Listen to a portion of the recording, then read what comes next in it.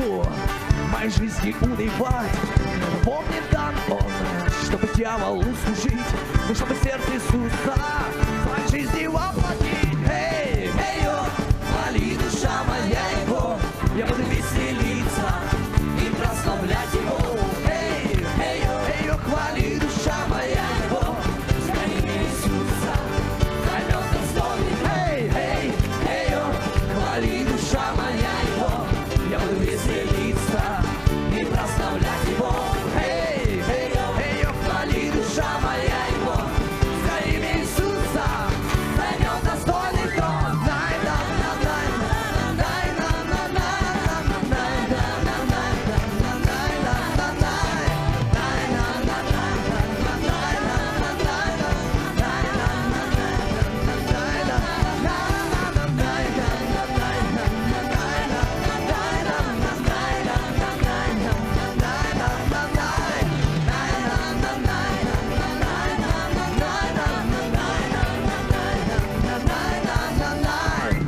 Не сломят боли, не сломят страх меня, и никакие контроли не одолеют меня. Ведь я же с Иисусом, однажды Он спас меня, и в этой песне поется, как я люблю тебя. Эй, эй, йо, хвали, душа моя Его, я буду веселиться и прославлять Его. Эй, эй, йо, хвали, душа моя Его, за имя Иисуса займет достойный. Эй, эй, йо, хвали, душа моя Его, я буду веселиться и прославлять Его. Эй, йо, хвали, душа моя Его, за имя Иисуса займет достойный трон.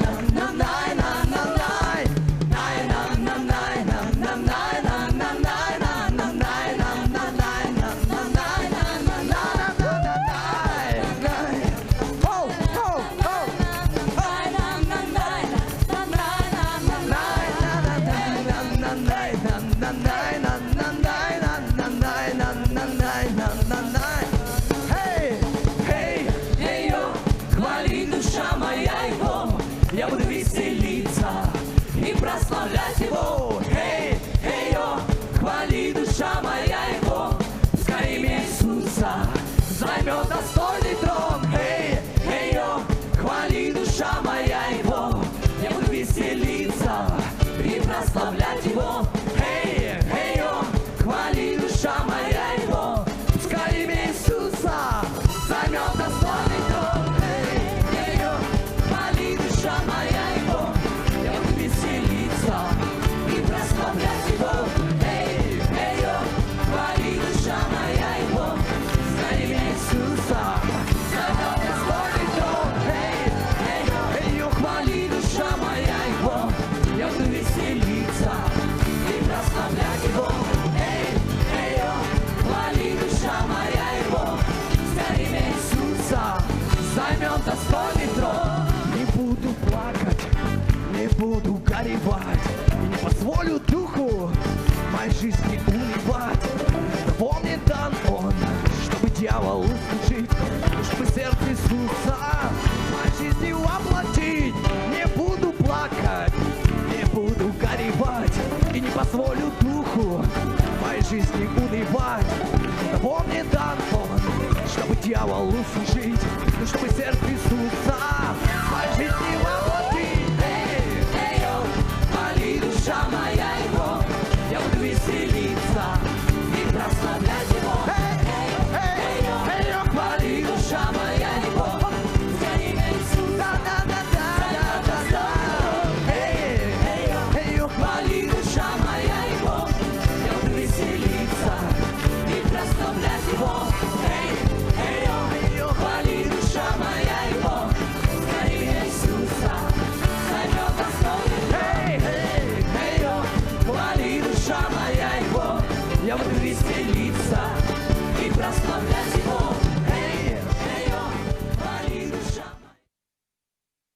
na всей церкви, православные, католические, всякие церкви, протестантские, излей Твой дождь и Твой Дух на нас. Во имя Иисуса Христа, посети нашу землю, Господи. Посети нашу землю, Господи. И посети Твоей славою, посети Твоим густым присутствием, посети, Господь, Твоим пробуждением. Пробуди нас Твоим Духом. Мы просим Тебя об этом, Господь, во имя Иисуса Христа. Будем поклоняться Господу, споем одну песню, а потом будем слушать Слово. Давайте просто откроем наше сердце. Пусть Дух Божий изльется. Я говорю, пусть Дух Божий изльется. Пусть Его Дух изливается. Не только на нас сегодня, но на всю Украину сегодня, церковь.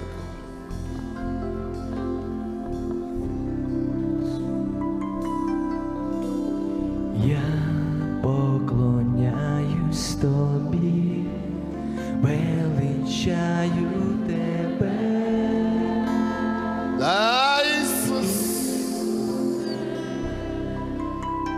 Ісус. Я віддаю всі жалі і турботи Тобі.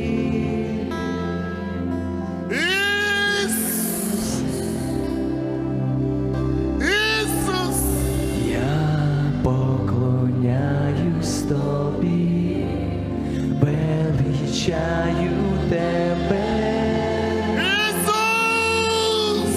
Ісусе. Я віддаю всі жалі і турботи Тобі, Боже, Боже! Ісусе. Я поклоняюсь Тобі. Я поклоняюсь Тобі, величаю Тебе, Ісусе.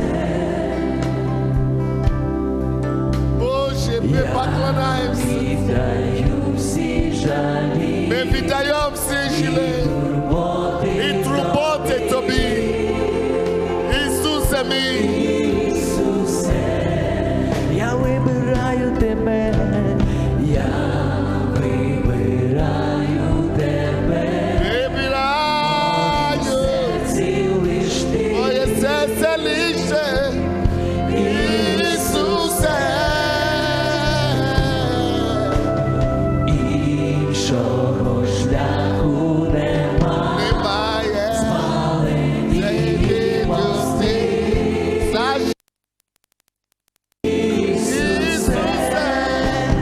я лечу до Тебе, волі забуваю, бо Тебе кохаю, Ісусе.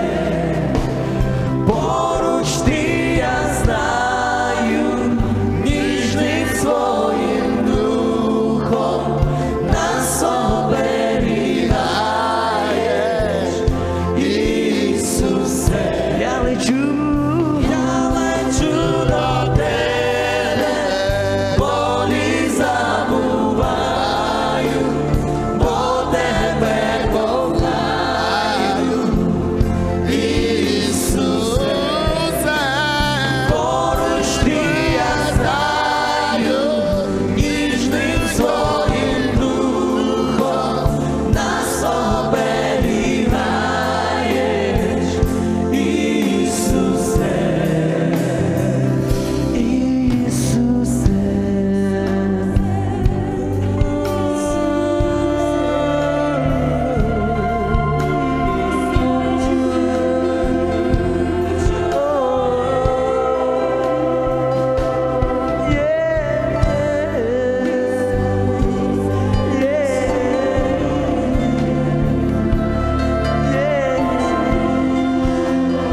Спасибо Тебе, Господи. Ми Тебе обожаємо, ми Тебе любимо. Я поклоняюсь Тобі,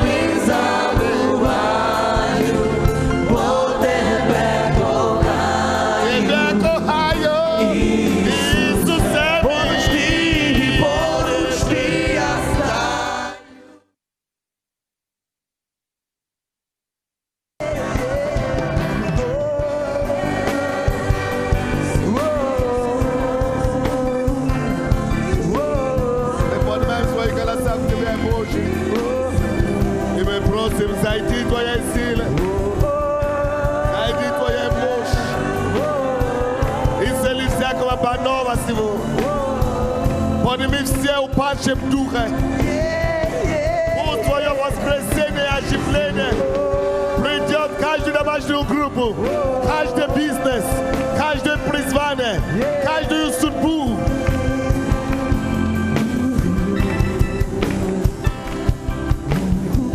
Во имя Иисуса Христа. Давайте воздадим Богу великую славу. Будем просто благодарить. Воскликните Богу, благословенность и церковь. Поднимите твои голос к Нему. Давайте воскликнем Богу. Давайте воскликнем Ему. Давайте поднимем наши голоса хору. Я не слышу ваш голос. Я не слышу ваш голос.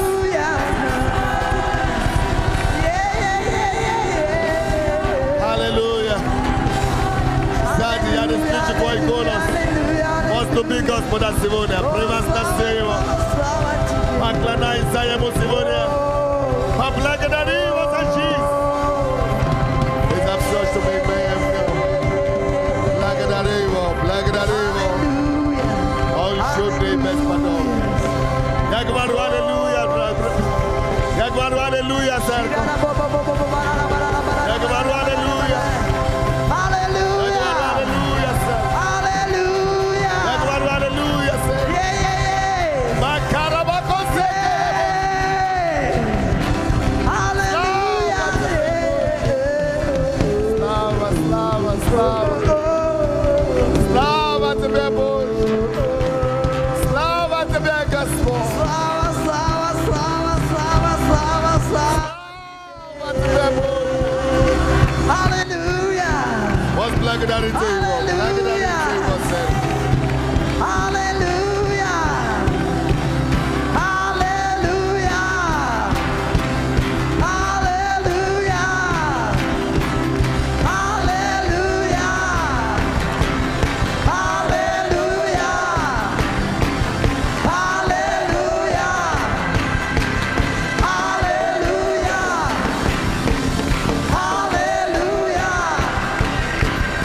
Аллилуйя.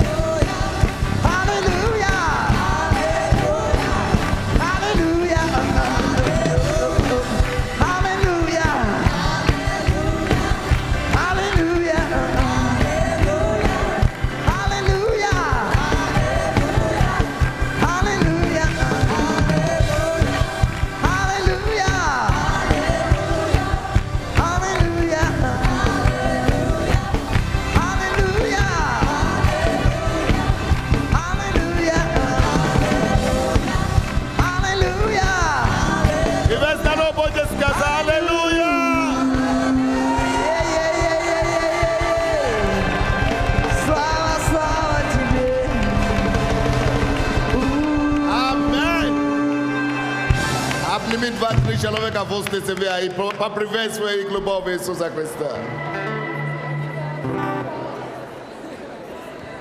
Lubi ka votre arrière dans Savoie, hein?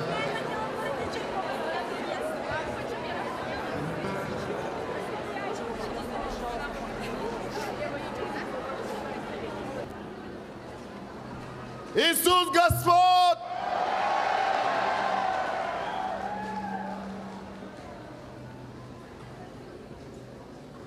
Спасибо, прославление. Я говорю, мы заскучили за Денисом, правда? Давно мы его не видели в Центральной Церкви. Очень хорошо.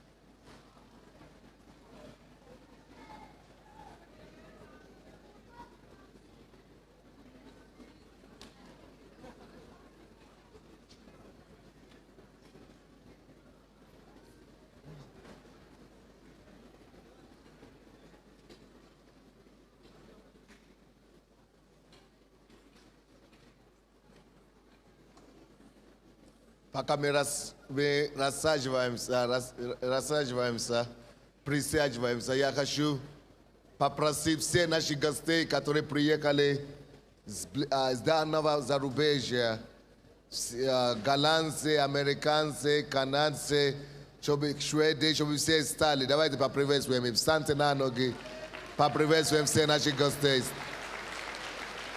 Встаньте все. Церковь, посмотрите, сколько людей приехали к нам из данного зарубежья. Давайте поприветствуем их.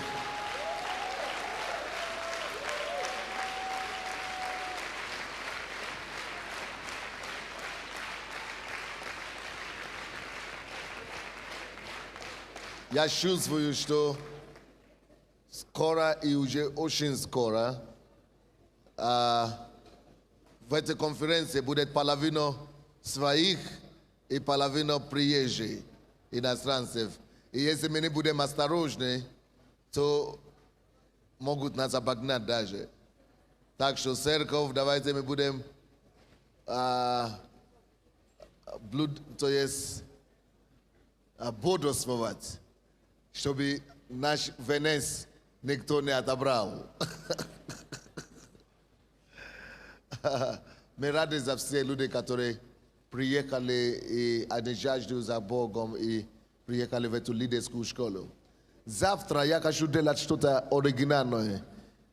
У меня было побуждение на сердце, то, что рассказал нам вчера пастор Юра, о том, как мы показали это видео, ролик, который, те фильмы, которые мы будем показать по TBN, на весь мир, можно сказать, чтобы показать вам чуть-чуть завтра, чтобы вы посмотрели один из них, один из фильмов, чтобы вы могли знать, что действительно мы нуждаемся в молитве, что нужно молиться за эти вещи, потому что на самом деле это серьезно. Поэтому завтра, кто придет вовремя, потому что мы должны это делать вовремя, где-то 6:30, 7 часов мы уже покажем, чтобы мы могли, или 7:15, может быть, и чтобы мы могли успеть тоже к слову идти. Те, которые только что приехали сегодня, мы приветствуем вас, конечно, и рады вас видеть, рады вас приветствовать. Однако я хочу сказать, что то, что вы приехали сегодня, конечно, хорошо, но на самом деле вы уже много получили, много чего пропустили, извините. Поэтому, если кто говорит по-русски, это нам прежде всего повезло с вами. Тогда вы сможете заказать эти все кассеты, которые уже были. С утра сегодня мы начали учение, а для нашей церкви мы еще пятницу начали. И очень многие ценности, многие тайны, которые Господь открывает нам, открывает нам, которые нужно просто знать каждому, не только пасторам, но особенно тем людям, которые хотят строить серьезную организацию и которые хотят оставить отпечатки себя в истории и в настоящем, в их поколении. Хочу поблагодарить и поприветствовать всех наших миссионеров, которые приехали из ближнего и дальнего зарубежья. Не только наших миссионеров, но за все вообще, которые приехали. То, что вы приехали по вере, Господь воздаст вам, потому что это семья ваша. Вы посеяли послушание, вы посеяли вере. И написано, что когда мы сеем вере, мы пожнем надежды, мы пожнем настоящий урожай, когда мы приедем домой. На этой неделе я начал вчера говорить в церкви о завладении земли.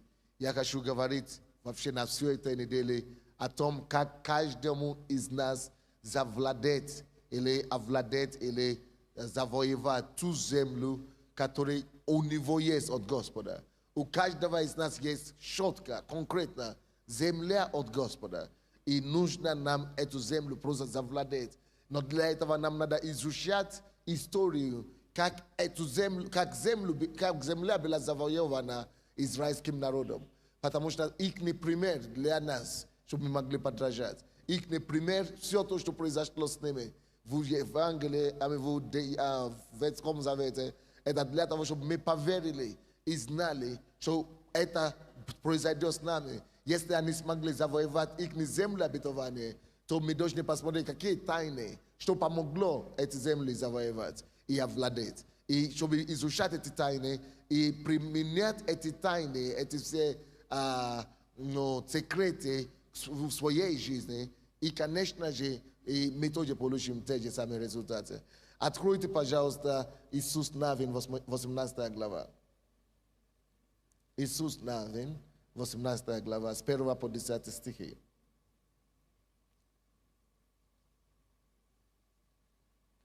Я хочу проповедовать сегодня на теме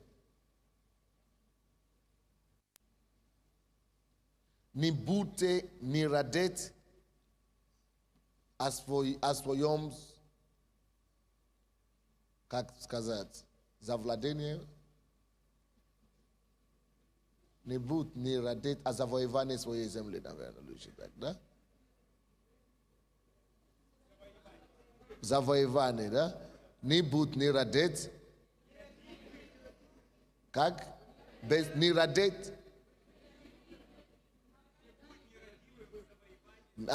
Не будь нерадивым в завоевании своей земли. Не будь нерадивым в завоевании своей земли. Своей земли. Господи, в имя Иисуса, я прошу, чтобы облако славы покрыло Твоего раба сегодня. Как этот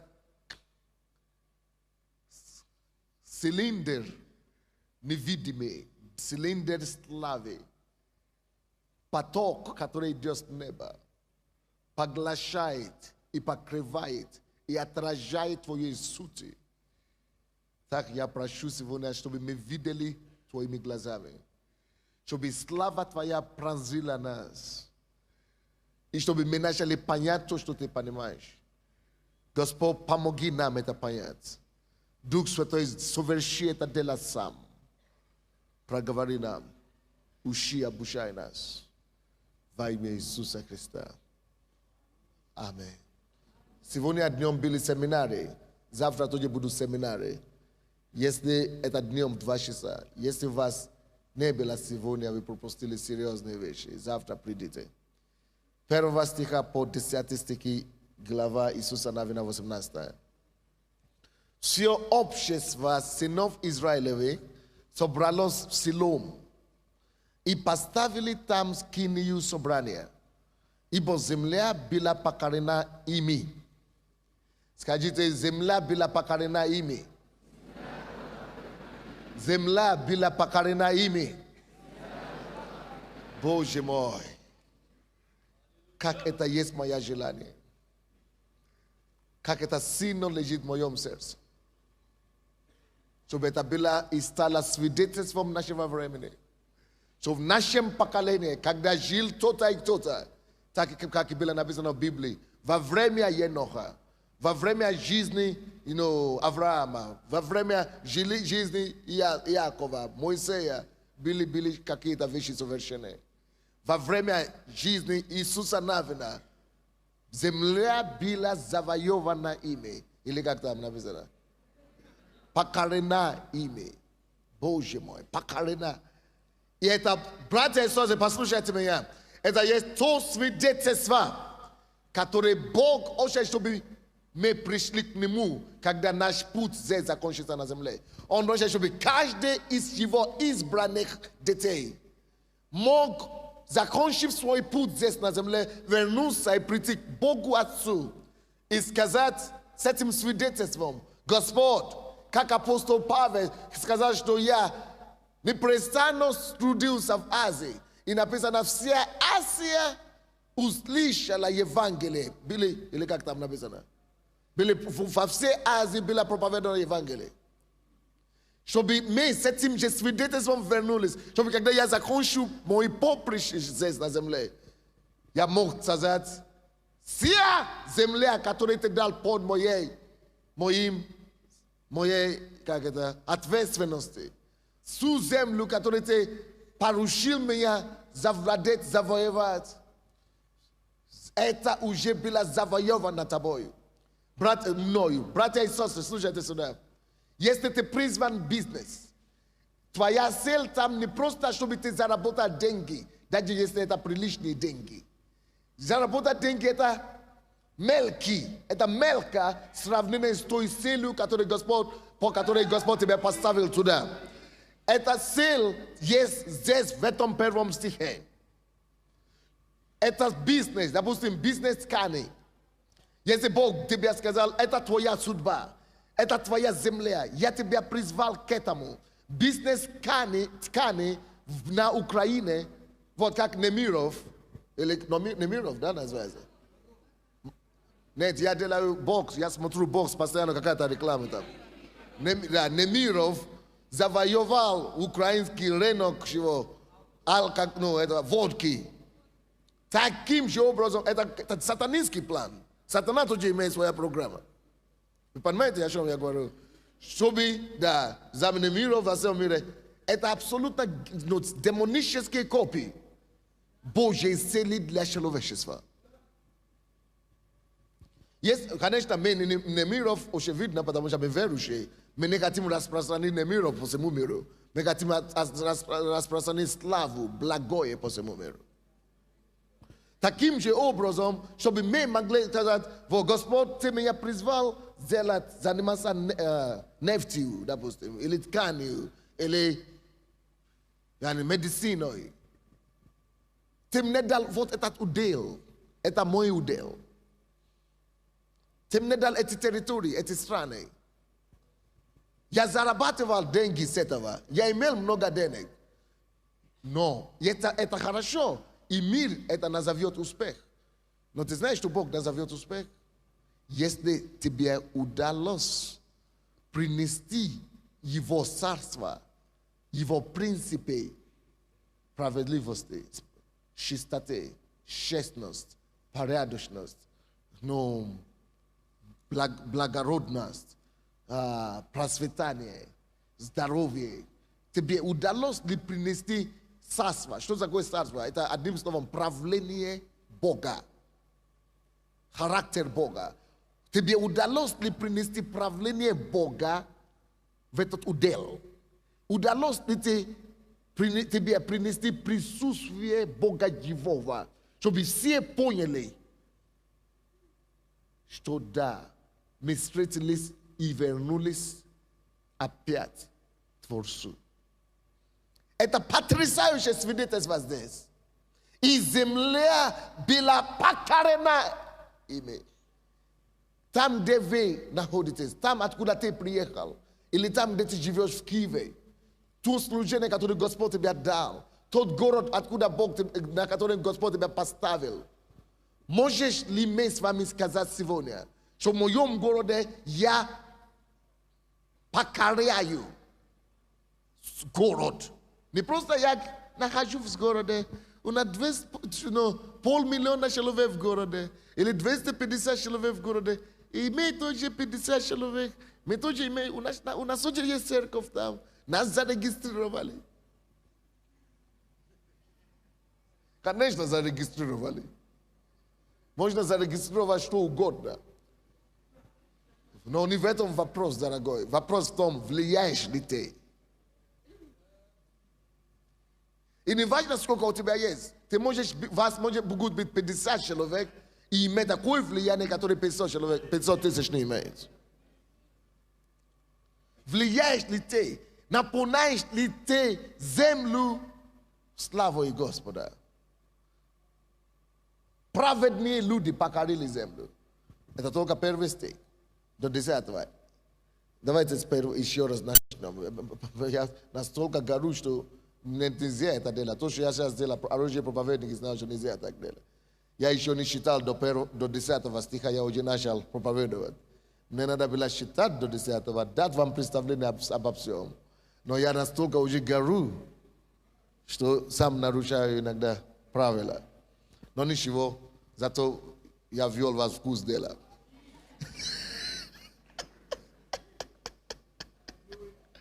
Все общество сынов Израиловых собралось в Силом и поставили там скинию. Скиния – это прообраз присутствия Бога, что Его царство пришло туда, Его правление здесь. Ибо земля была покорена ими. Ибо, так что то, что скиния – это подтверждение того совершившего факта. Совершившегося факт, что земля уже покорена ими. Из сынов же Израилевых, слушайте внимательно второй стих, очень оригинально и очень поучительный. Из сынов же Израилевых оставалось 7 колен. Это мне напоминает о нашей церкви. Которые еще не получили удела своего. Они вообще не получили. Тем более завоевать. Или покорить. Они вообще не в курсе. Живут и живут еще. Они думают, что они только должны существовать. Ты спросишь у них, почему ты живешь? Какая твоя цель в жизни? Какое твое предназначение? А какое? Живу, потому что проснулся. Обнаружил, что живу, и поэтому... Обнаружил себя, что дышу, и продолжаю дышать, и все. А вечером не тянется спать, и лягу спать, и все. А потом следующий день, ну, проснулся же. Надо же чем-то найти заниматься. Поэтому я и броду. Люди, которые живут без, знания, цели, конкретной задачи, поставленной им Богом, ради чего Бог создал их, к чему Бог их поставил, и почему вообще Господь им дал жизнь. Тем более осуществить это самые несчастные люди. Просыпаются, что-то делают, непонятно целый день, работают. Это общее такое клише. А к чему эта работа? Ну, заработать деньги. Хорошо, потом дальше что? Ну, дальше что? Ну, гулять. Поэтому он зарабатывает то, что потом он же сам использует, чтобы себя губить. Потому что когда нету цели, когда ты не знаешь цели твоего существования, ты думаешь, цель – это то, что ты видишь все делающие вокруг тебя. Услышал, что люди удеют, начинает бежать в спортзал. Хорошо, а потом что? Ну, буду блудить, чтобы на меня обратили внимание. Хорошо, блудил. И потом что? Постарел или постарела, 70 лет. Уже не пригодно блудить. А теперь что будет? А что, не знаю, умру, наверное. А потом умрешь, что будет потом? Суд будет потом. Бог спросит тебя, а я тебя создал для какой-то задачи на земле, а ты пробродил всю жизнь. Ты даже не осознал, ты даже не попытался у меня выяснить, почему я тебя вообще образовал. Поэтому Библия дана нам, чтобы нам понять жизнь. Почему она была дана нам, каждому конкретно. И слушайте сюда. Бог дал каждому, создает нас все, чтобы мы что-то делали для Него. Но из-за того, что мы были отпавшие от Бога в миру, земля сама отпалась от Бога, Бог спасает нас через Иисуса. Иисус пришел, Он спас нас. И после спасения, некоторые из нас говорят, а я хочу в церковь, чтобы потом попасть на небо. Ерунда все. Ты уже на небе. Если ты спасен, это уже Царство Божие. Царство Божие не там начнется, Царство Божие уже здесь. Ты уже в Царстве Божьем. Не думай, что ты завтра попадешь туда. Это ерунда все. Если ты спасен, ты уже в Царстве Небесном. Что-то потом будет. Что потом будет, ты просто поменяешь адрес. Постоянное место жительства. То есть твое тело, когда оно устареет, a stanie sa prahom i tvoj duch приобретет более совершенное тело на небе. И ты будешь жить вечно, либо в аду, либо в раю. В аду в зависимости от того, если ты не послушался Богу. А если послушался Ему, ты будешь жить в раю. Если ты жил для Него здесь на земле. Если ты жил для того, чтобы исполнить Его цели для тебя. Вы начинаете понимать, почему я не могу успокоиться об Украине или о весь мир. Вы начинаете понимать, почему я буду кричать везде, буду фанатом, буду кем угодно.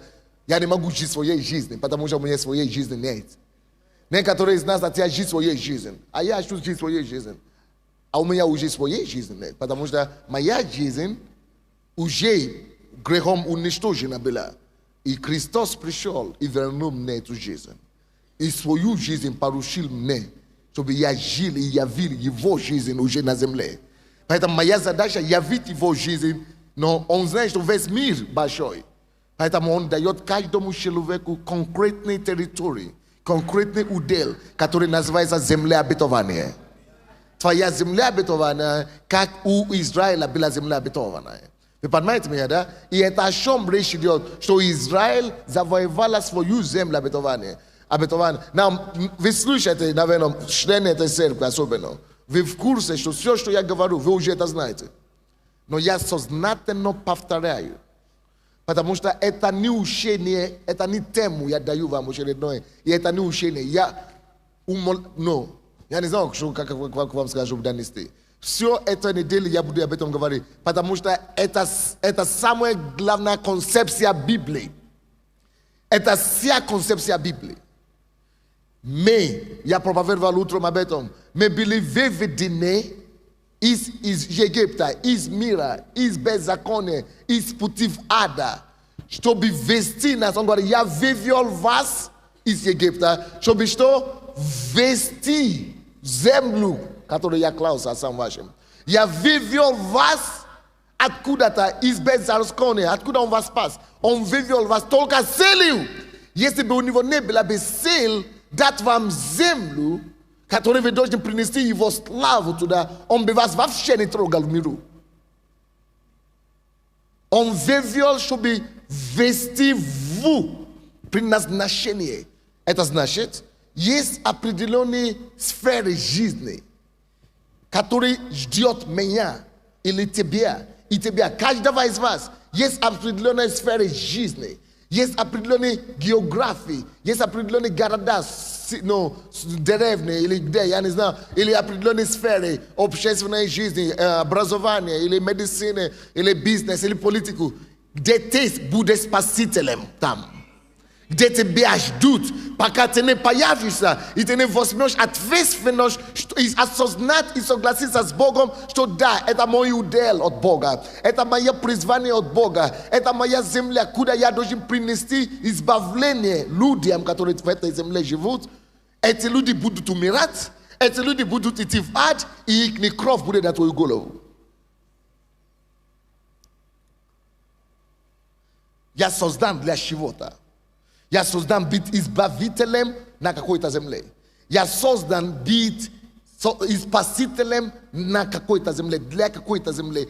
Некоторые имеют более обширное призвание, чтобы влиять на весь мир, но не все имеют призвание, чтобы влиять на весь мир. Кто-то на город всего лишь, кто-то на село, кто-то на улицу, кто-то на один дом, кто-то на одну семью. Но каждый имеет свое призвание и свою землю. И это есть цель, почему ты создан. Поэтому Бог избавил, и в Израиле мы видим этот образ. Бог избавил их из рабства египетского, как пример нам. Что видите, вы тоже были в рабстве у сатаны. Я вас тоже избавляю, как я их избавил из Египта. Это прообраз спасения. Вы получили спасение теперь. А потом я ввел их 40 лет, чтобы им завладеть землей.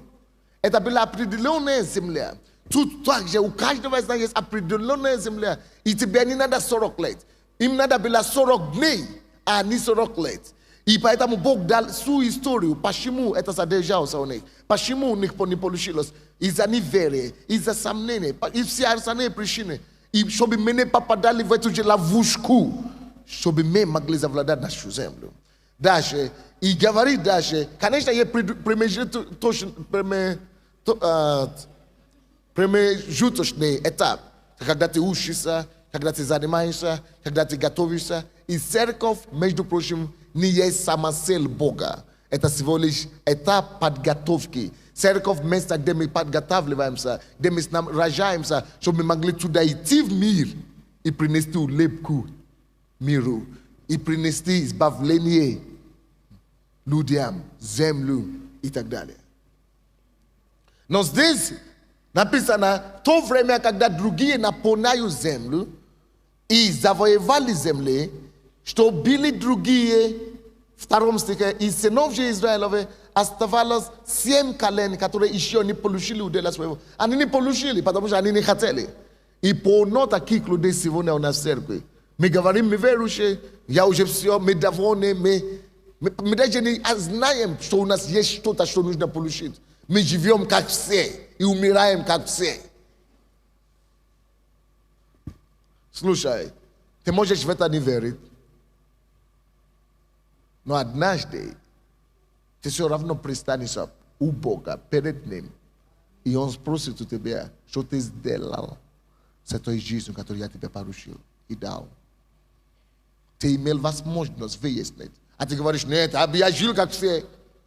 Молодец, привет. Поэтому, как и все, ты пойдешь в ад, куда все идут. Я только что приехал из Германии. Это абсолютно абсурдное положение.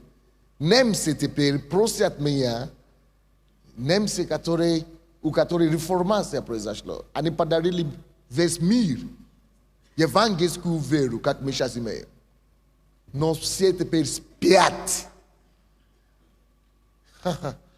Мне пришлось серьезно поговорить с ними. Они плакали, рыдали, потому что уже потеряли то, что отцы имели. Потому что все живут так. Лишь бы жить. Заработать. Ну, кушать, семья. Хорошо работать. Они как трудоголики. Работают. И надо работать. Но для какой цели? Неизвестно. Я только в пятницу приехал оттуда. И они теперь просят, идите, помогите нам. Пришлите нам даже украинцев, мне говорят, которые из вашей церкви, чтобы они начинали здесь церковь. И мы уже 3 там церкви открыли.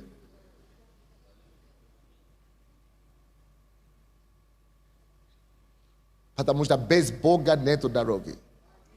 Чтобы у тебя не было, ты потом придешь концов к этому же решению, что напрасно и все. И Экклесиаст говорит напрасно. Единственное, что имеет значение, выполнить программу, ради которой Он тебя сюда прислал. И ради этого мы молимся, мы постимся, чтобы Его больше знать. Потому что по мере того, как мы наполняемся им, насыщаемся Богом, тем легче нам обладать ту землю, которую Он дает нам. Но 3 стих. И сказал Иисус сынам Израилевым, долго ли вы будете не радеть о том? Видите, почему я говорю, что не радивым в завоевании своей земли. Не будь нерадивым в завоевании своей земли. Вот здесь какой роль мужа Божьего? Это именно роль пастора, роль духовного наставника, который слышит Бога, который представляет Бога, это быть глазом, или это быть глазами и ушами для весь мир. И чтобы когда весь мир заблуждается, когда весь мир теряет предназначение и цели, когда весь мир просто живет для плоти, чтобы пастор, наставник народа Божьего мог восстать и сказать, эй, чем вы занимаетесь, люди? Разбудитесь, не будьте нерадивы. А Божье призвание и предназначение для вас. Это то, что делает здесь Иисус Навин. Он не просто говорит, ну, слава Богу, у меня свой приход есть. Приход есть, слава Богу. Еще и здание построим, и все. Не приходит дело. Каждый наставник, лидер, если вы лидер, домашней группы, служения или чего-нибудь, у вас есть ответственность от Бога.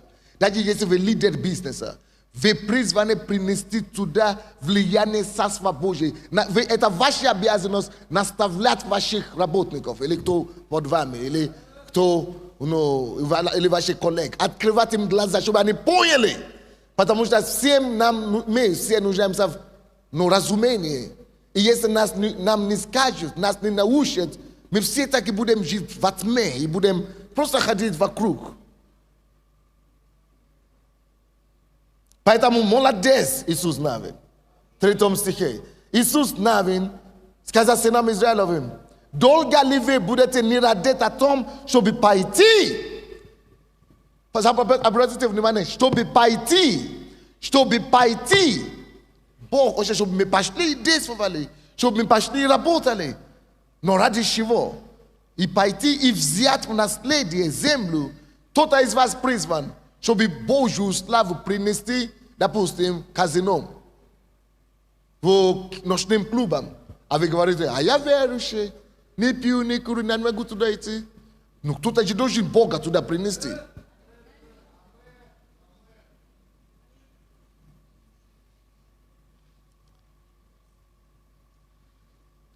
Он говорит: не будьте не радеть, чтобы пойти и взять в наследие землю, которую дал вам Господь Бог Отцов ваших. Дайте от себя по 3 человека из колена, я пошлю их, и они, вставшие, пройдут по земле. Он начинает готовить их. Это важно для нас, лидеров. Он говорит: хорошо, у вас нет такой, он начал обучать их, учить их, то, что мы делаем на этой неделе, возбуждать их. Он говорит: хорошо, дайте мне людей, а я буду обучать, буду показывать, как это делать. Представители, которые поймут, как это делается, и помогут другим это делать. Они, вставшие, пройдут по земле и опишут ее. Как надобно разделить им на удели, и придут ко мне. Он говорит: придите, я научу их. Видите, без подготовки никто не может быть успешным в этом мире вообще. Он говорит: вот земля есть, которую вы должны завладеть. И что им надо было делать? Он говорит: я пошлю их, и они, вставшие, пройдут по земле. Допустим, если я призван Богом, я знаю, что Бог меня призывает завоевать рынок нефти. Нефти, или любой, или политику. Сначала, с чего надо начинать, это обследовать эту землю. Это пройти по этой земле. Без подготовки ты должен изучать, кто твои противники, какое положение в этой территории, что там творится, что там делается, что мне надо знать, чтобы быть успешным там, что они знают и чего им не хватает, чем я могу выиграть, чем они живут. Допустим, вы хотите спасать проституток. Вы должны знать эту проблему, вы должны изучать эту ситуацию. И это о чем и говорится здесь. И поэтому люди ходят в церковь, и поэтому мы идем в институты и университеты. Мы не поступаем в университеты, потому что все должны получить образование. Ерунда. Мы поступаем в университет только потому, что мы уже знаем до того наше призвание, то, к чему я призван в жизнь, и я иду в университет только для того, чтобы больше знать о моей земле, чтобы обследовать эту землю через образование. И чтобы копаться и обследовать эту землю полностью, и чтобы я мог с эффективностью обладать ту землю, которая образование только способствующее должно быть, подготовить меня тому, что я уже знаю, что это есть мое призвание, чтобы я мог теперь идти и больше, и с более эффективностью, меньше боли, меньше сложности, мог обладать полностью, быть главою, а не хвостом. Потому что если я не буду подготовлен, если я не буду знающим человеком, мудрым человеком, то от я Бог меня хочет поставить главой там. Но другой человек будет главой, кто больше меня знает. Поэтому мне надо быть подготовленным, чтобы полностью знать от А до Я, изнутри наружу, этого вопроса. И когда я уже все знаю, не только в институте нужно учиться, нужно учиться на практике, надо пройти по земле, надо разговаривать с людьми, надо читать книги, надо изучать жизнь людей, надо понять, это дух, то, что мы изучали в этой церкви 2 года тому назад, это дух совета должен работать у нас. Дух совета, когда мы изучаем, мы обследуем именно по предназначению тому, к чему я призван. Если я, допустим, призван трудиться на Украине, я не знал это раньше, но слава Богу, Бог помог, я получил спасение.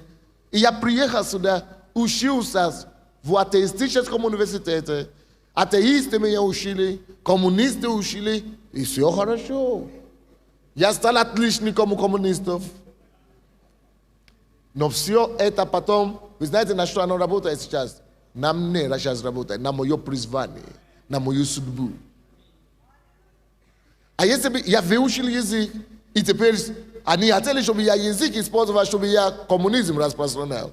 А я язык использую по назначению, который Бог. Вы знаете, почему образование? Что такое образование? Что это дает? Я пошлю их, и они вставшие, некоторые из нас просто верующие, думаем, я буду молиться, и помазание придет, и все. Но не будьте такими наивными. Заниматься еще и надо. Трудиться. Пройду по земле и опишут ее. Видите? Опишут ее. Как надобно. Как надобно. Это значит учеба. Исследование. Наука. Как надобно разделить им на удели и придут ко мне. Пусть разделят ее на 7 уделов. Иуда пусть остается пределе своем на юге. А дом Иосифов пусть остается в пределе своем на севере. А вы распишите землю на 7 уделов. То есть каждому колену, каждому человеку Бог дает свое. Знаете, братья и сестры, чтобы понять свою землю, тоже надо учиться. Надо учиться закон Божий. Надо учиться, чтобы понять, кто ты. Надо изучать вообще, откуда ты. Кто тебя создал, кто он такой, Бог, который тебя создал. Надо изучать Бога, поэтому мы ходим в церковь. Чтобы мы могли полную картину о себе понять, надо хорошо понять, кто нас создал. И у него потом выяснить, кем он меня создал быть.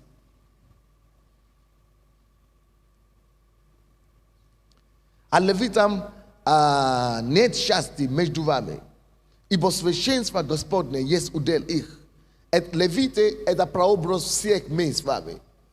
Это прообраз проповедника и так далее. Но тут это как мы все. Наша участь есть Господь. Наш удел есть Господь. Что это значит? Мой удел, моя жизнь есть Бог. Моя сама жизнь есть Христос. Потому что Он умер за меня. Он дал мне эту жизнь. И я живу, следовательно, чтобы явить Его свет и Его славу, знание о Нем распространить по всей земле. 8 стих. Эти люди встали и пошли. Иисус же, подошедшим описывать землю, дал такое приказание. Пойдите, обойдите землю, опишите ее. Видите? Пойдите. Потому что очень много людей в нашей церкви, которые знают, что они призваны к чему-то. Кто-то знает, что я знал, что я буду бизнесменом. Кто-то говорит, я знал, что я буду политиком. И при этом он ничего не делает. Работает на заводе. А что ты ждешь? Как это будет? А я молюсь, а я знаю, что в свое время все равно Бог сделает. Если Бог сказал, что я буду, все равно я буду.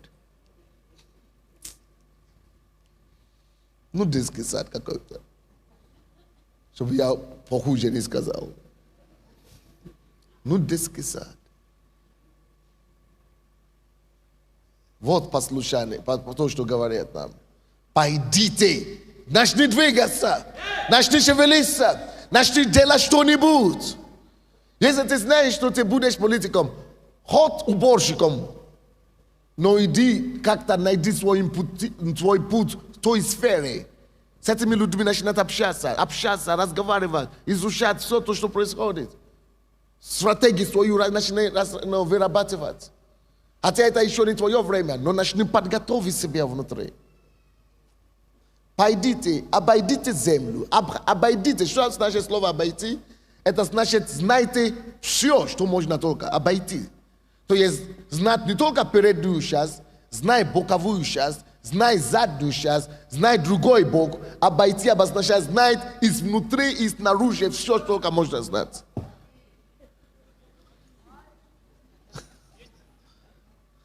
Знай все, изучай все. Обойдите землю, значит, знай всю информацию, которую можно только знать. Всю информацию. Поэтому я был отличником и по ленински, марксистски, como и философия. Я был отличником, только по атеизму я получил 4.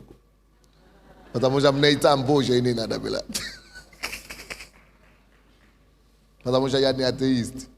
Это испортило мою репутацию. Обойдите землю, опишите ее и возвратитесь ко мне. Видите, опишите ее. Вы должны описывать стратегии, тактики, как вы видите то, что Бог говорит вам.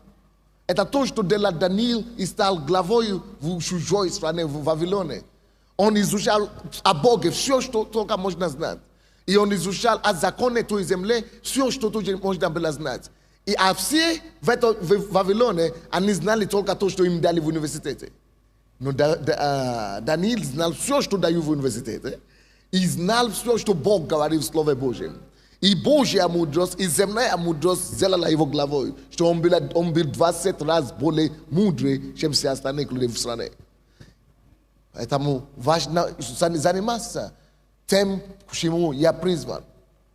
Если ты будешь авторитетом в своем деле, все будут тебе нуждаться. И не важно, кто они такие. Они все будут запрашивать тебе, они все будут искать тебя, все будут в тебе нуждаться. Но быть авторитетом и все знать, и не идти завладеть, это тоже глупо. Когда ты уже все знаешь, ты уже прошел все подготовки, начни что-нибудь делать, направление того, чтобы с Божьей помощью идти завладать ту землю, которую тебя Бог призывает. Эти люди, 9 стих, они прошли по земле и описали ее. Видите, что такое послушание? Вчера мы говорили об этом. Послушание есть, как мы говорили, сила завладания земли. Если вы можете только послушаться Богу, будет легко вам вообще стать тем, кем Он вас призывает быть. Они прошли по земле и описали ее, по городам ее, на 7 уделов в книге, и пришли к Иосифу в стан и Силом. Слушайте, многие из вас, это лидерская школа, я понимаю, потому что люди говорят, почему пастор, он же об этом на годовщине проповедовал, он же об этом где-то проповедовал. Я хочу, чтобы это стало, чтобы каждая клетка ваша, чтобы вы проснулись, чтобы только об этом вы думали. Как принести Бога в свою землю. Я не хочу другую тему вообще проповедовать. Но у меня есть еще 1000 тем, которые я вообще еще не читал вам. Не на этой теме. Если вы ищете проповедь, у меня есть проповеди, откровения, которые вы даже еще не... Вы будете бегать туда-сюда и прыгать от радости. Но не это нужно сейчас. Пока этого не будет, пока этот гвоздь не будет забит, другие кирпичи будут разбросаны просто. Не будет формы этой структуры. Вы понимаете меня? Вещи должны стоять там, где они должны стоять. Мы должны понять, что значит главное. И лидеры, если вы пастор или кто-то под вами, и люди, которые работают на вас, они не понимают, что вы идете завладеть землей. Каждый должен знать, зачем он здесь. Если он уборщик, если он секретарь, если он директор, если он менеджер, он должен знать, что он работает. Он работает с какой-то задачей, какими-то целями. Вот цели, вот пункты. Они должны знать, что наша программа – это принести порядочность, это принести славу, это принести пример, это быть ответом, это быть решением людям, это принести Царство Божье, это распространение знания Бога. Они каждый должен знать, ради чего он трудится, что он делает. Каждый должен понять. И это наше задание, как пастор, как Иисус навин здесь делает, чтобы дать каждому человеку понять, что я не просто дышу, я не просто хожу на работу, я не просто хочу зарабатывать деньги или получить зарплату. Если вы работаете, чтобы только зарплаты получить или зарабатывать деньги, бедно вам. Вы должны работать не ради зарплаты, вы должны работать ради идеи, цели, которые стоят за этими зарплатами. Вы должны верить в это, что да, эти люди, это то, что мы делаем, оно может помочь людям. То, что мы несем, оно действительно есть ответ для мира. То, что мы несем, познание Бога, это то, что не только человеку даст, чтобы ему было хорошо здесь на земле. Не только вылечить его здесь на земле, но оно еще приведет его в Царство Небесному.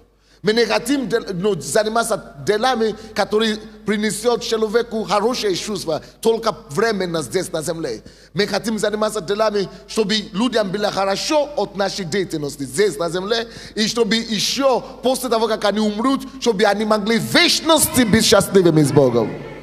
Вот чем мы хотим заниматься. Поэтому мы именно несем Царство Небесное, его принципы, его законы, его заповеди. Иисус бросил им жребий в Силоме перед Господом и разделил там Иисус. Это то, что я сейчас делаю.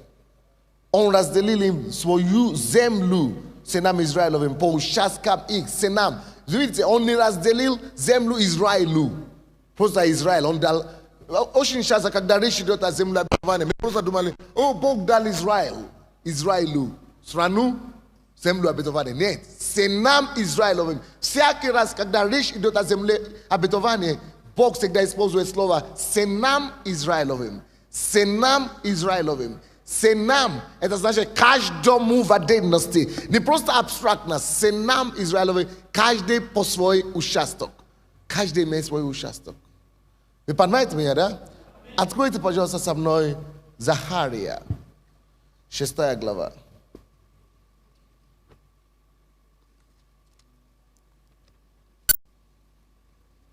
Захария, 6 глава.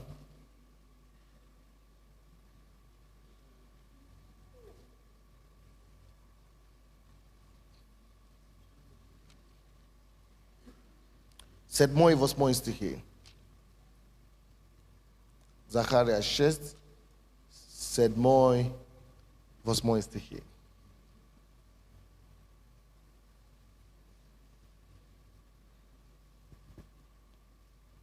И сильные вышли и стремились идти. Я надеюсь, что с этой конференции на этой неделе, с этого семинара выйдут сильные. Я говорю, я надеюсь, что сильные выйдут на этой неделе. Я надеюсь, что ты станешь сильным не только в глаза людей, но и в глаза самого Бога. Я говорю, я надеюсь, что ты станешь сильным не только в глаза людей, но и в глаза самого Бога. Потому что мир слишком полнит, мир наполнен лживостью, обманом. И мы только сплошной занимаемся самообманами в этом мире. Мир наполнен фальшами, друзья. И те, которые мы думаем, что они сильные, внешне по телевизору выступают, или с должности занимают, на самом деле, в тихаре своей комнате, они сами слабые людей.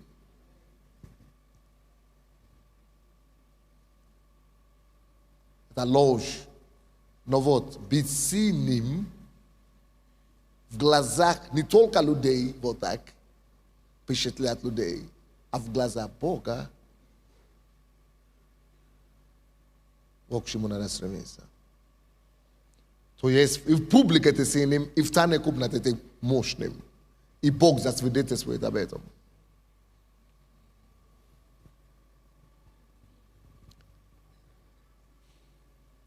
И сильные вышли, и стремились идти, чтобы пройти землю. И он сказал, идите, пройдите землю, это ангел сказал. И они прошли. Здесь вообще-то речь идет о ангела. Но мы можем тоже знать, что речь идет о нас. Я думаю, что после этой конференции мы выйдем, как сильные в Господе. И наша сила, а что же вы обратили внимание на это? 7 стих. Сильные вышли. С одной конкретной целью, друзья. Земля. Пройти землю. Пройти землю. Если Бог хочет делать нас сильными на этой неделе, если Господь наряжает нас своим словом и укрепляет нас, вы думаете, для чего? Чтобы я больше всех знал, чтобы я мог сказать, я больше всех вас знаю. И чтобы просто пройти и цитировать слово Писания, или чтобы просто ходить, и нет разницы между тобой и другими людьми? Нет. Бог делает нас сильными через Его слово, через прославление, через Его присутствие, чтобы этой силой мы могли пройти, идти, и этой силой, которой мы набирались, этой силой, которой мы назначены, чтобы мы могли идти и покорить, и обойти землю, которую Бог призывает нас. Сила не для самого себя, но для покорения земли. Духовная сила не просто для себя, но для того, чтобы земля была чтобы слава Бога. Почему мы говорим о присутствии Бога? Поймите, что случилось в Эдемском саду. Когда человек упал в грех, слава, присутствие Бога ушла. И что люди обнаружили? Адама и Ева обнаружили, что они что? Нагими, голыми. Вот это и есть слава Бога. Сейчас весь мир находится в этом состоянии наготы, как Адам и Ева. Но когда присутствие Божье приходит, люди познают Иисуса, они приобретают смысл жизни. Нагота покрывается также славой Божьей, которые и покрывали их до того раньше. Они и не одели одежды раньше, они были и голыми раньше, но они не видели наготу. Они были покрыты этой славой Божьей. И теперь эта слава внутри нас, сынов Божьих, живет. Он говорит, все творение жаждет откровения сынов Божьих, чтобы им прийти в свободу и славу сынов Божьих. Это слава Бога, которая покинула их, и они стали нагими. Бог принес Его Духом, Иисусом Христом внутри нас. Это слава, по которой искушается весь мир. Это слава, по которой томится весь мир. И все творения и мучается, и теснит, или как там, стенает и мучается. Весь мир и вся земля где-то мучается, стенает война, стенает экономическая коррупция, стенается в политической безобразности, весь мир стенает каким образом. Но все, почему они стенают и почему они мучаются, это внутри нас уже верующие. Это слава Божья, которая покинула Эдемский сад и обнаружила наготу людей, уже возвращено нам Иисусом Христом. Но весь мир это не знает. Поэтому Бог говорит, вот эта слава уже внутри тебя. Иди теперь, принеси эту славу и присутствие Божье, которое мы называем Царство Божье, обратно людям во все сферы жизни, чтобы они больше не были нагими, чтобы они опять были как бы одетыми Богом, чтобы слава Бога и достоинство Бога, которое покинуло им, вернули им были, чтобы были возвращены. Это все Божий образ, похожесть на Бога, характер Бога возвращены каждому человеку, чтобы выход было возвращено, был возвращен, чтобы решение было возвращено, чтобы достоинство было возвращено, чтобы сияние в лица людей опять было возвращено, чтобы вся эта красота и прелесть, которая была, когда слава была на них на Едем, в Эдемском саду, чтобы это было возвращено во все сферы жизни. Это не важно, где находится, это в спорте, это в искусстве, это в женском общество, это мужских футбольных геймах, где бы это ни было, Бог хочет, чтобы все опять приобрели прелесть общения и нахождения со своим Творцом.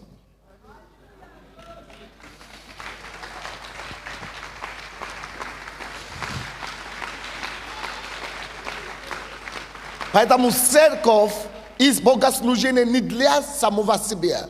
Церковь и богослужение не ради, просто так, чтобы мы были сильными Бога, чтобы мы сделались мощными paznane его, чтобы мы отражались его отражением, чтобы мы стали его образом и подобием, чтобы действительно его сияние, чтобы мы были похожи на него, чтобы мы во всем, чтобы мы не делали, отражали и были голосом Бога. И чтобы куда бы мы не пришли, чтобы мы стали успешными и политики, и чтобы мы не просто были очередной политик, но политик, который несет свет, политик или бизнесмен, который приносит порядочность, политик или бизнесмен, который приносит образ святости Бога, порядочности, праведность.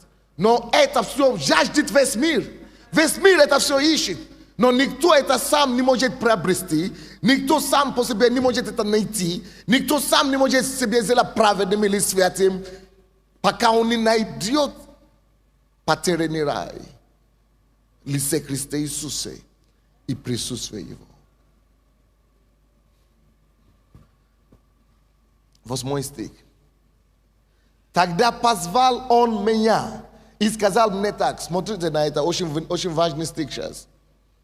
Смотри, вещащие землю северную, успокоили дух мой на земле северную. Вы не поняли? Бог говорит, эти сильные, которые стали сильными Бога, присутствие Бога, они вышли из присутствия Бога, как бы прообраз церкви, а потом из Божьего присутствия церкви вышли уже сильными. И они вышли в определенную землю северную.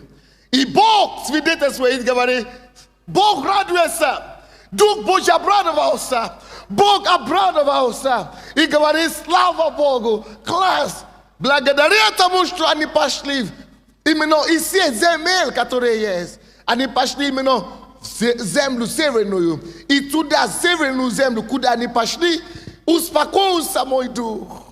Пока мы не принесем Божье присутствие в эту землю, куда мы призваны, куда мы предназначены Богом, Дух Божий не может успокоиться.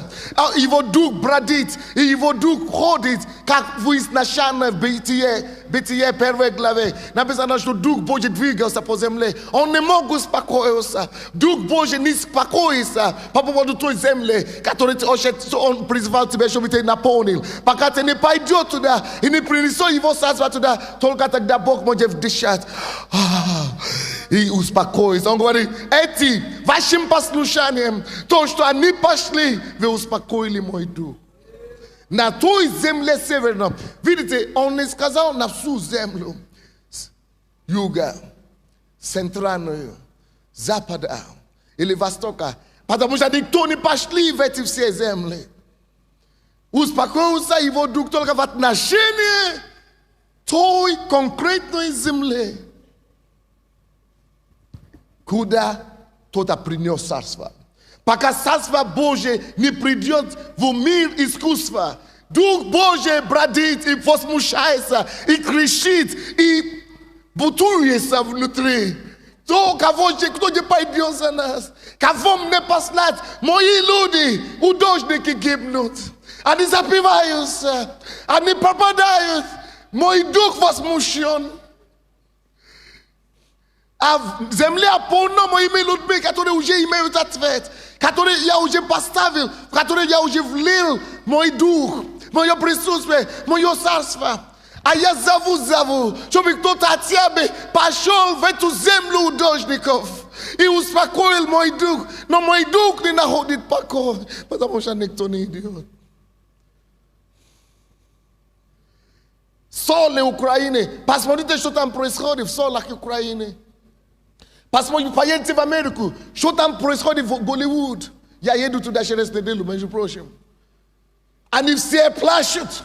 Самые 20% самоубийства в мире. Подумайте, где? Калифорния, Голливуд. Самый большой уровень самоубийства в мире. Среди тех, которые мы думаем успешными. Нет, это не успешные.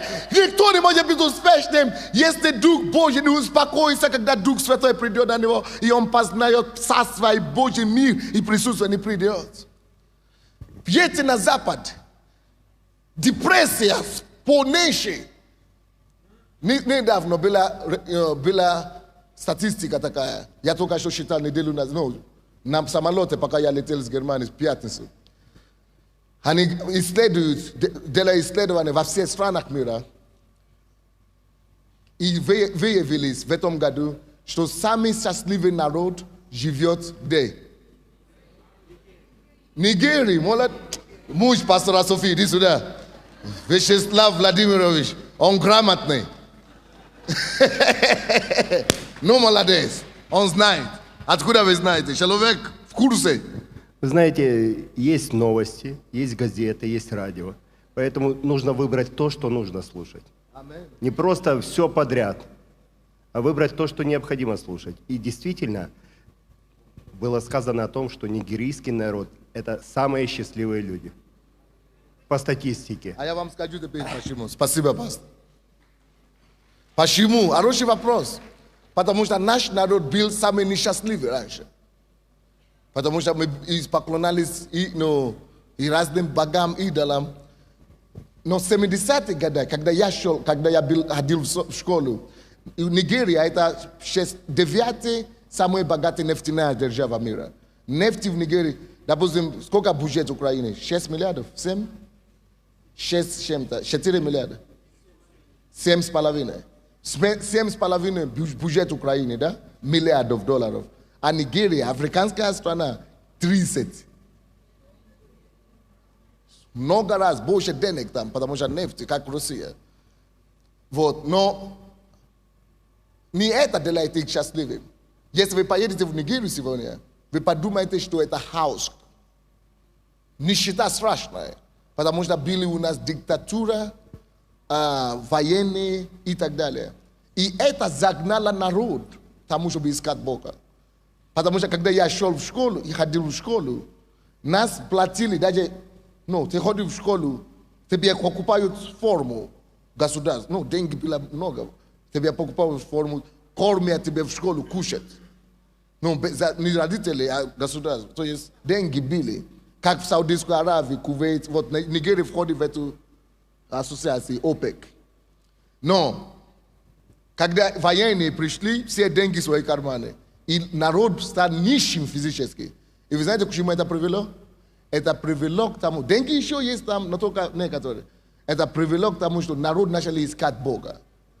Нас пробуждение, пришло. На сегодняшний день Нигерия, которая была 70% ислам, мусульманов, всего лишь 30 лет тому назад, когда пробуждение началось в 80-е годы, за 20 лет Нигерия стала христианской почти страной. И даже президент у нас ходит в такую же церковь, говорит на языке. Президент страны, каждый день он сам ведет молитву в президентском палаце.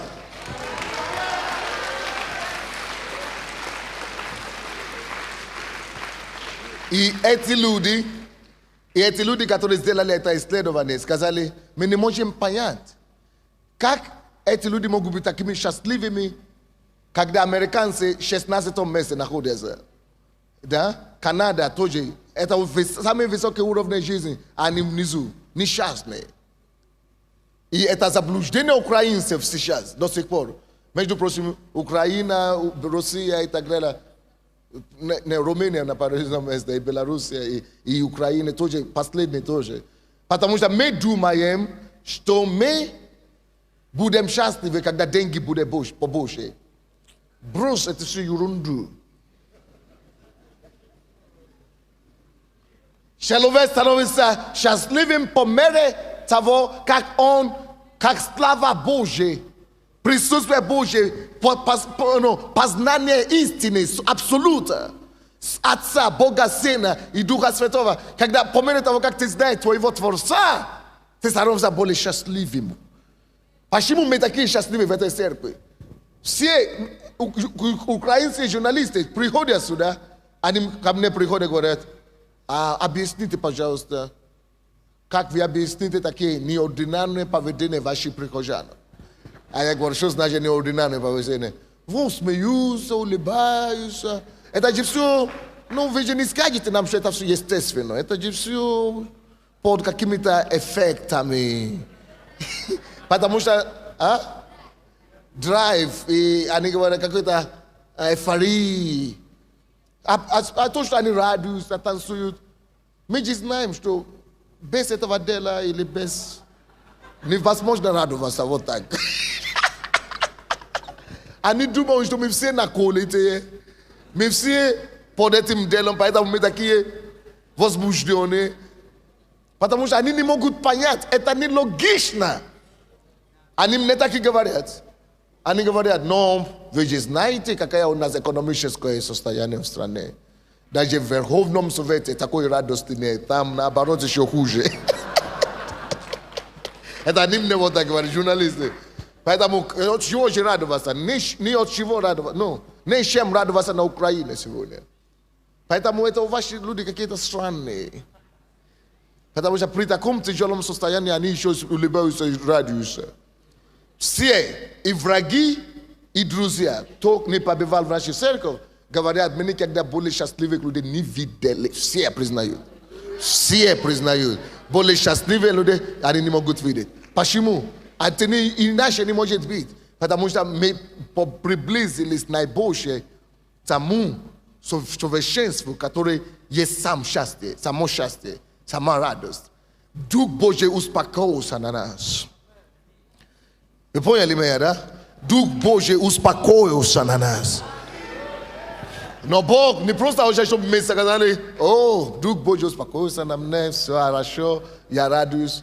Он говорит, он делает нас сильными, чтобы мы как сильные вышли, обошли землю и наполняли землю той силой познания Бога, которую мы имеем. Он говорит, когда они пришли на землю северную, тогда что?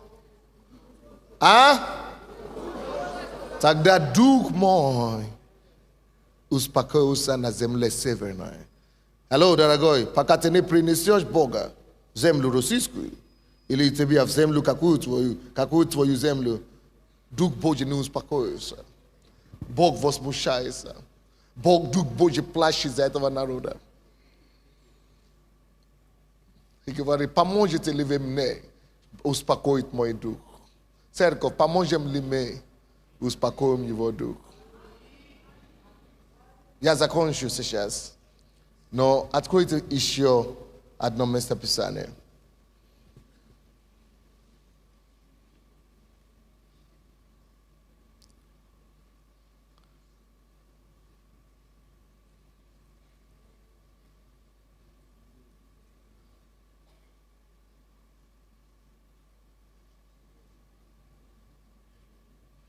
Давайте откроем Амос. Чуть-чуть назад, листайте. Амос. 6 глава, 1 стих. Амос. 6 глава, 1 стих.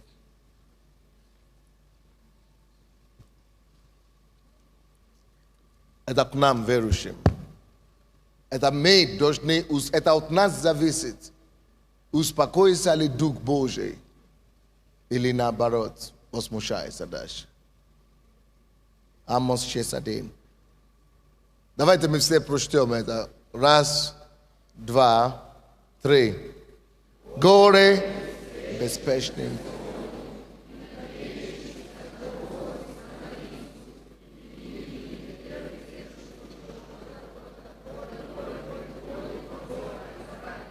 Спасибо. Горе беспечным на Сионе. Горе беспечным на Сионе. Горе беспечным на Сионе. Почему? Потому что Сион это место силы. Почему? Потому что Сион это место зарождения спасителей. Почему? Потому что каждый, который находится на Сионе, Сион это церковь, значит. Каждый, который находится в твоей церкви, в твоей группе, предназначен быть спасителем для кого-то. Миру там, избавителем для какой земли. И представляете, Бог нам дал мантию спасителя. Alright? И тут, там же на Сионе, где нам поручается и нас назначают быть сильными, чтобы спасать и избавлять. И тут мы сказали, а зачем мне? Мир гибнет без тебя.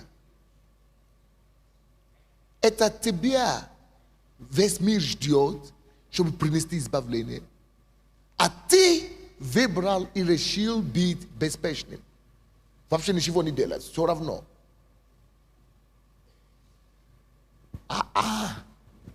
Люди гибнут, окей? Иисус Христос умер, чтобы люди не гибнули. Он пролил свою кровь, чтобы люди не гибнули. Он спас тебя, чтобы ты не погибнул, чтобы ты не погиб. А потом поручил тебе, что тот свет, который я тебе показал, покажи другому. А ты сказал, а мне уже показали же. А зачем? Я же уже все. Я же уже спасен. Зачем мне? Тогда это будет несправедливо для Бога. Оставить это просто так. Поэтому Бог говорит, нет, если я умер за тебя, чтобы ты жил, и яви мою славу другим. А потом ты сказал, а я уже спасен, зачем? И ты успокоился и стал беспечным, тогда горе такому человеку. Серьезный суд. Серьезнейший. Alright. Какое же решение на это все? Давайте пойдем в ту землю, которую Он поручает нам. Как пастор, наш поступок должен быть как Иисус Навин, чтобы вооружать наших людей, сделать их сильными и высвобождать их на ту землю, куда каждый должен идти завладеть. Горе безпечным национе. Сион это место, он говорит, что и национе будет спасение, и Сиона ведут спасителей. То есть Сион это должно быть как выпускник, как выпускающий учебное заведение, который выпускает сначала на Сионе приходит спасение, а потом Сиона выходит что? Спасителей. И мы должны выпускать. Бог, Сион должен стать местом взращивания спасителей. Чтобы каждый из нас приходил со свидетельством. Каждый приходит и свидетельствует. О, как наркоманы спасаются, как алкоголики, как депутаты спасаются, как миллионеры спасаются, как все люди приобретают счастье. Потому что я нашел свою землю, я дружу с этими людьми, я люблю этих людей, я нашел этих людей, и через меня они приходят к истине. Это должно быть сплошной историей радости и счастья. А кто-то успокаивается в это время и стал беспечным. Конечно же, если Иисус умер за те и других, а потом это получили и сказали, мне уже не надо ничего. Конечно же, суд Божий, оно справедливо. Суд Божий, оно справедливо. Горе безпечным национе. И надеющийся на гору Самарийскую. А гору Самарийскую это как прообраз неверующего мира. Но это гора. Уже это есть гора, то есть мир. Уже все у нас построено в миру. Так? Прообраз мирскую высоту. Верующие не должны надеяться на мир. Горе тому, кто делает человек своя опора или плюс своя опора. Почему мы становимся беспечными? Потому что мы говорим, мы полагаемся на вещи мира сего. А у меня уже все хорошо. Самарийскую гору. А у меня уже все есть, а у меня уже своя семья есть, а у меня уже зачем мне беспокоиться? Это становится нашей приложей, Самарийская гора.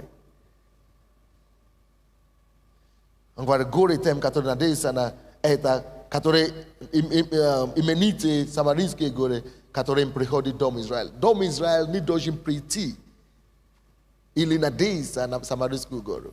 Наоборот, Самарийские горы должны прийти преклониться перед Богом Израиля.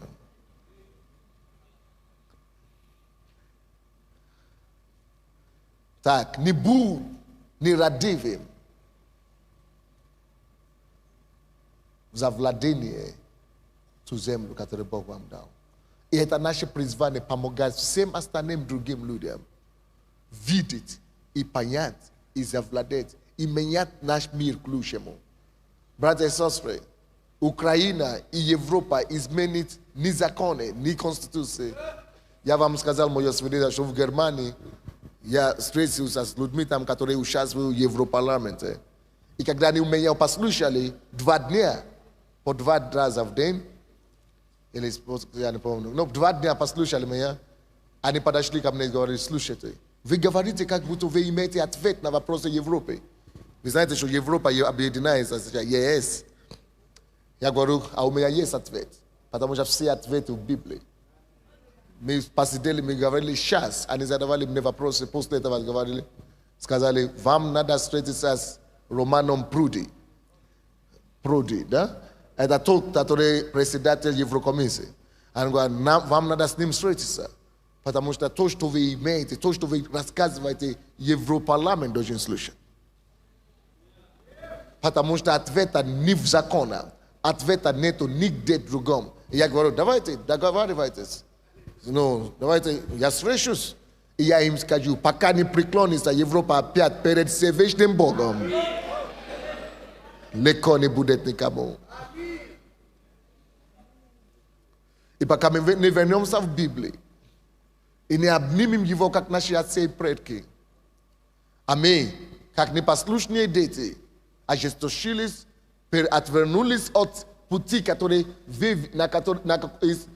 такого пути, на который вывел нас наши предки. И мы думаем, а мы теперь уже современные. Ты что? Мы не умнее наших предков. Все, что мы имеем еще в Европе сегодня, это благодаря тому, что они служили этому Богу. И если будет нам хорошо и благополучно, нам надо вернуться к Богу нашего Отца, наших отцов.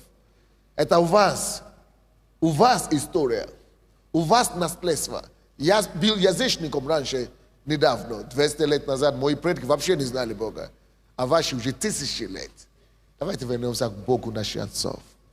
Давайте преклоним голову, будем молиться.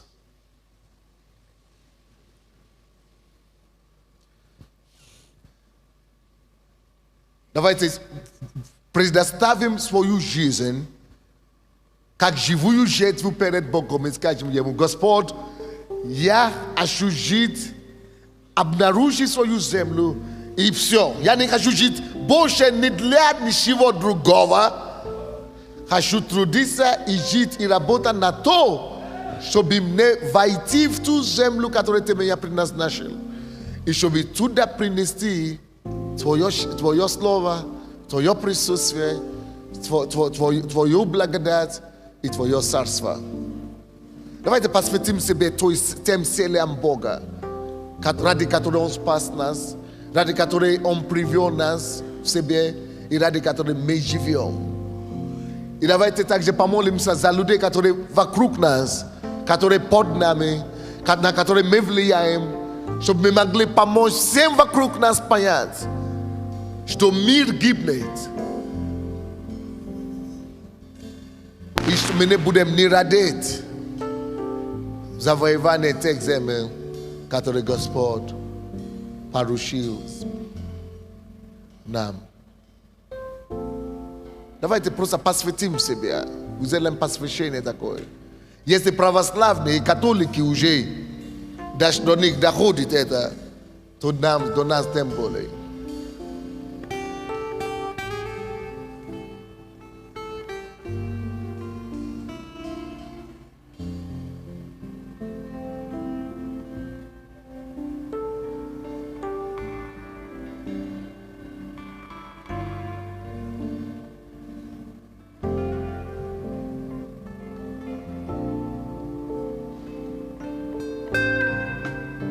Давайте будем успокаивать его дух. Пойдем в ту землю и принесем его посадство, тогда дух его успокоится на этой земле, и та земля покроется его славой.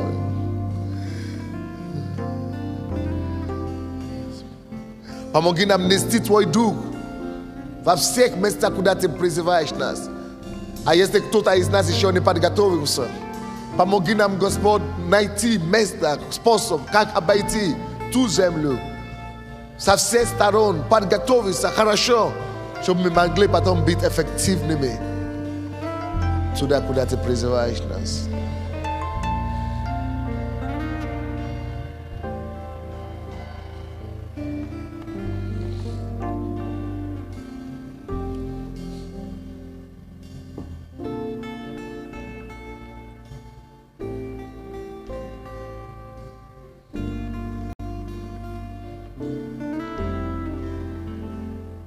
My jest sudbanosny ludy, друзья. My z wami sudbanosny naród. Od nas мир зависит. От нас земля зависит. От тебя конкретной судьбы земли зависит. Если Бог увидит, что ты честный, что ты действительно хочешь, Он тебя вооружит. И Он тебя доведет до того места, куда Он тебя призывает.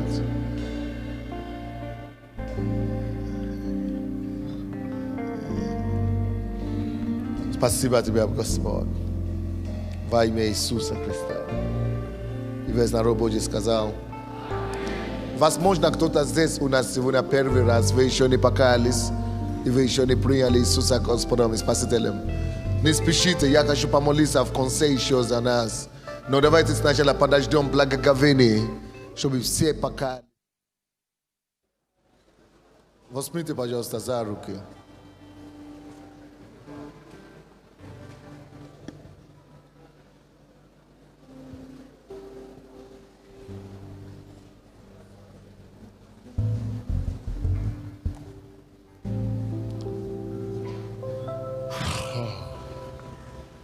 Я не могу вам сказать, какая ответственность я чувствую за эту неделю. Многие люди верующие, многие люди спасены, многие люди идут на небо. Но мало кому удалось в своем поколении иметь общую картину Библии. И то, к чему вообще мы должны заниматься, и стремиться, чем мы должны заниматься. Каждый занимается, что приходит на голову. В голову. Если вы слышали меня утром сегодня, то вы знаете, что Бог вывел нас, чтобы вести. Вся причина, почему Бог освободил и вывел Израиля из Египта, была, чтобы дать им землю.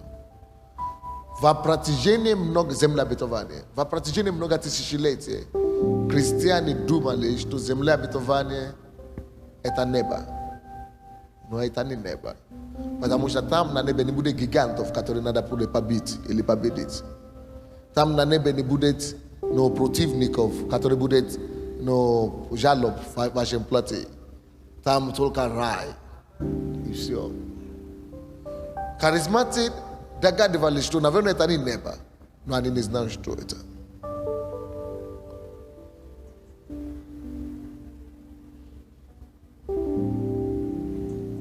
Нам Бог дал понять, что земля обетования это образ от моей истории, об истории каждого из нас. Каждый Богом призван. Задача от Бога, порушением Царства Божьего, которое мы приняли, присутствие Бога, которое мы приняли, принести в определенный участок земли, этим самым возвращая эту землю от руки Царства мира сего или Бога мира сего и зарезервировав это для Бога. Бог потерял землю, когда человек упал. Теперь руками человека Бог очень себя вернул потерянную рай, потерянную землю. Почему каждый спасен, чтобы нести это присутствие и принести его в те сферы жизни, куда он призван. И чтобы обладать и наполнить эту землю, или это кусок, или это участок Богом. Не едете строить церковь, не едете просто строить бизнес. А едете предназначением и решительностью вашим бизнесом наполнить ту землю, где вы находитесь. Вашей церковью, Словом Божьим, Евангелием наполнить ту землю полностью, которую Господь призвал вас. Это величайшая ответственность. Я не пастор церкви пасторства Божьей на Украине. Я посланник от Бога, чтобы навязать Бога и Царство Божье и принести его познание всей земле Украины. И не только я, всем нам. Бог дал это задание. И другие страны Он дал другим тоже людям. Wyjmę atwesty nas od Boga. Вернуть землю Ему. Господь, именем Иисуса. Я могу делать то, как я понимаю.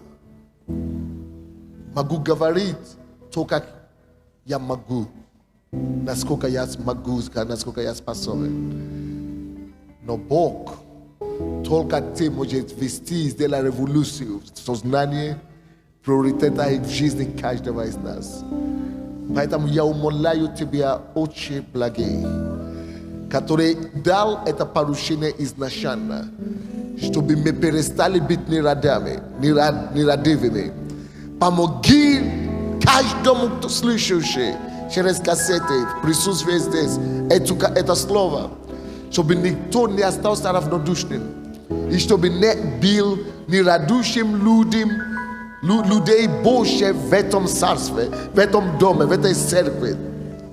Но чтобы каждый из нас восстал и принял решение жить для тебя, взять ответственность за его миссию и принести Бога в то место, сферы жизни, куда ты их посылаешь. Открой нам глаза. Донеси это откровение до каждого, Отец. Зарви нас изнутри и сделай нас спасителями и избавителями для всего своего поколения. Пусть каждая страна будет затронута славою и величием Твоим. Пусть все сферы жизни будет перевернутой с головы на ноги. Порядка мира сего, с порядка дьявола на Божье установление. Дай нам авторитет, чтобы это делать. Дай нам власть, чтобы это утвердить. Дай нам мантию, чтобы сопровождала нас. Помоги Твоему народу. Сделай нас сильными, которые идут от земли в землю, чтобы успокоила земля по причине славы Твоей, которую мы приносим. Выпускай сильные с Сиона, выпускай спасителей отсюда, и да будет сказано, что на Сионе будет спасение и избавление, ибо дом Якова завоюет и наследует свое наследство и святость. Тебе слава и хвала, Господь. Мы любим Тебя, мы обожаем, мы превозносим. 10 часов завтра утра с пасторами, служителями, те, которые свободны, мы встретимся.